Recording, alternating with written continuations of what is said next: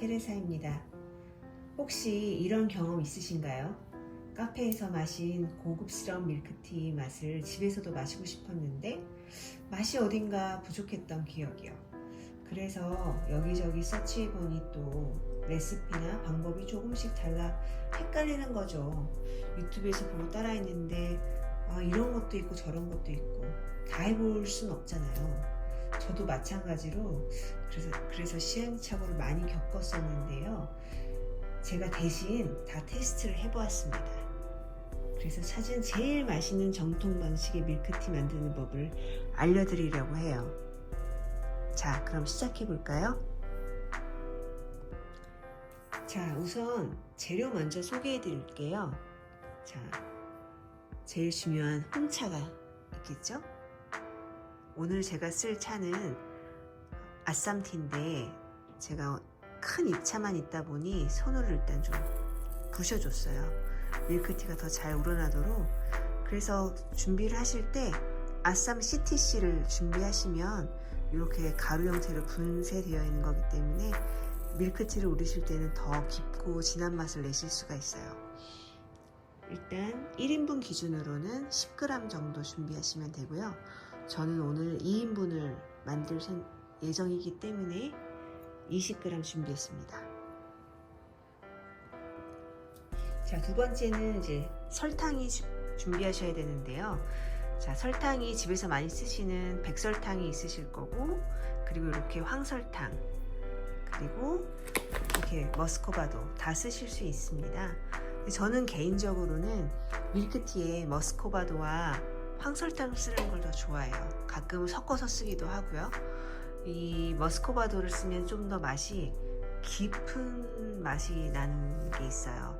더 그런 게 강하게 느껴지고, 백설탕은 좀 더 단맛에 초점이 맞춰져 있다면 머스코바도는 그런 단맛은 조금 덜하지만 약간 더 깊은 풍미를 더 주는 게 있는 것 같아요. 그래서 저는 스콘을 만들 때도 얼그레이가 들어간 스콘을 만들 때는 머스코바도를 좀 사용하는 편입니다. 자, 설탕은 1인분 기준으로는 한 15g 정도 생각하시면 되고요. 저는 오늘 2인분으로 해서 28g 정도 준비했습니다. 달기는 드셔보시면서 개인 취향에 맞게 조금 더 설탕을 넣으셔도 되고 좀 빼셔도 괜찮고, 그건 개인 취향에 맞춰서 조절하시면 됩니다. 다음으로는 우유가 있죠. 우유는 1인분 기준으로 150ml, 저는 2인분으로 하기 때문에 300ml 준비했습니다. 그리고 이렇게 소스팬 필요하겠죠? 오늘은 끓여서 만드는 밀크티이기 때문에 버너와 팬을 준비했습니다. 자, 그리고 물이 있어야겠죠? 저번 시간에도 한번 설명드렸듯이 홍차를 우유에 바로 우리시면 안 되고, 지방이 있는 경우에는 이 홍차잎이 착 퍼지면서 스며들지 못해요.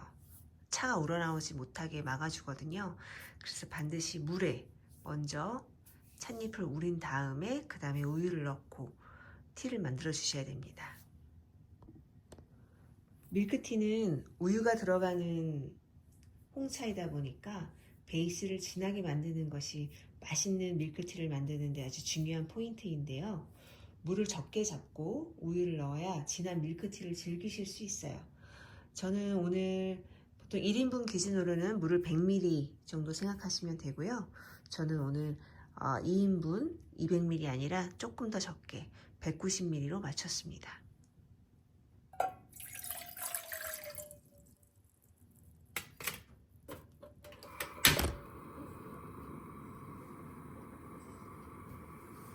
자, 물을 끓이도록 하겠습니다.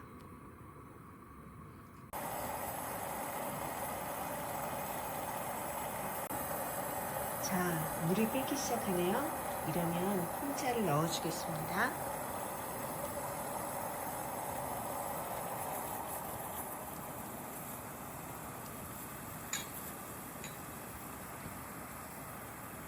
물이 탁을 끓기 시작하면 불을 끄고 잠시 2분 정도 우리도록 하겠습니다. 찻잎에 물이 충분히 적셔질 정도로 기다려 주겠습니다. 자, 찻잎이 우러나는 동안 잠시 로얄 밀크티에 대해서 설명해 드릴게요. 로얄 밀크티는 20세기 초반 일본에서 탄생한 밀크티의 종류이고요. 차문화와 서양식 음료가 결합한 독특한 스타일의 음료예요. 일본에서 차를 우유와 함께 끓이는 새로운 방식으로 개발되었고, 로열이라는 이름은 고급스러움과 우아함을 강조하기 위해 붙여졌다고 하네요. 전통적인 영국식 밀크티와 달리 물 대신 우유를 주로 사용해서 크리미하고 진한 풍미가 특징이에요. 물에 차를 끓여 진한 차의 풍미와 부드러운 우유를 조화롭게 섞은 전통적 방식입니다. 자, 이제 티가 다 우러났고요. 한번 볼까요?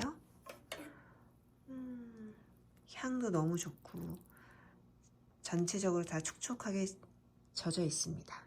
그럼 여기에 이제 우유를 넣어 줄게요.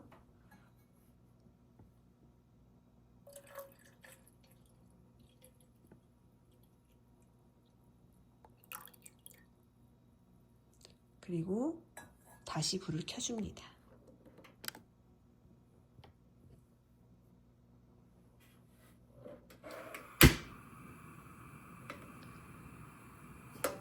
이때 주의하실 점이 있는데요.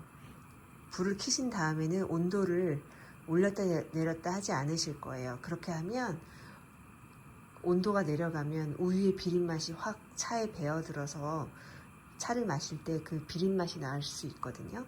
그래서 쭉 놔두시다가 이제 차가 이렇게 대류 현상이 일어나고 그 다음에 가장자리에 뽀록뽀록 이렇게 선이 생기면서 거품이 올라오기 시작하면 그때 불을 꺼줄 겁니다. 자, 그리고 이렇게 차가 끓는 동안 젖거나 그러지 않아요. 요대로 놔둡니다. 자, 서서히 지금 이제 거품도 보이고 서서히 올라오려고 하고 있죠. 움찔움찔 하는 게 보이시죠? 이렇게 놔뒀다가 잘 보고 계셔야 돼요. 설탕을 지금 넣으셔도 됩니다. 다 끄고 넣으셔도 되고요. 티를 다 거르신 다음에 설탕을 넣으실 수도 있습니다. 자, 거품이 올라오면 이때 불을 바로 꺼줍니다. 바글바글 끓지 않고요. 이렇게 해서 한번 흔들어 볼게요. 이때 한번 이렇게 이제 저어주셔도 됩니다. 자, 젓고 설탕을 넣어주도록 하겠습니다.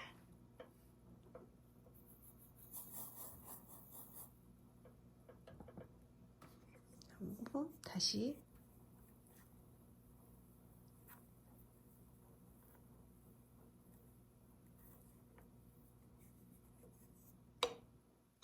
이 상태로 5분 정도 놔두겠습니다. 그냥 바로 드셔도 되고요. 저는 더 진한 맛을 좋아하기 때문에 조금 더 우러나도록 5분 정도 기다릴게요. 자, 기다리는 동안 5분이 지났습니다. 이제 티를 걸러서 즐겨보도록 할게요. 얼마나 맛있게 됐을지 궁금합니다. 색깔 보이세요? 진한 밀크티 보이시죠?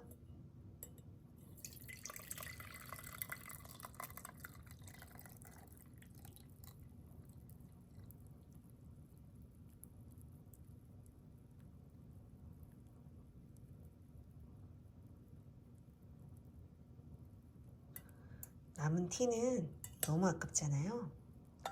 한번 쭉 짜서 더 먹고 한 번 더 우리셔도 돼요. 지금 좀 이따 제가 한번 다시 쭉 짜서 먹도록 하겠습니다.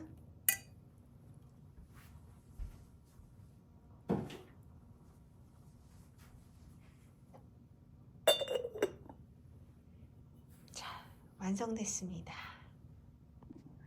자, 두근두근 한번 마셔볼까요?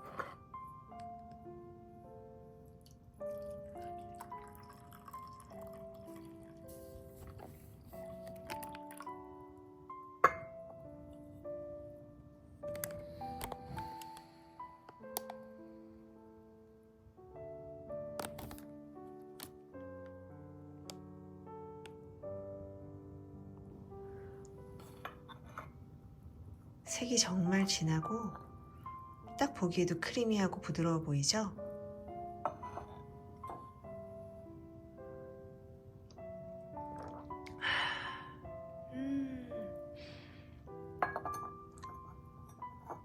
우유의 향이 강하기보단 티의 향이 더 살아있어요.